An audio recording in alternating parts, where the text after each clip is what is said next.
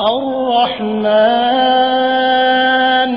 علم القرآن خلق الإنسان علمه البيان الشمس والقمر بحسبان والنجم والشجر يسجدان والسماء رفعها ووضع الميزان ألا تطغوا في الميزان وأقيموا الوزن بالقسط ولا تخسروا الميزان والأرض وضعها للأنام فيها فاكهة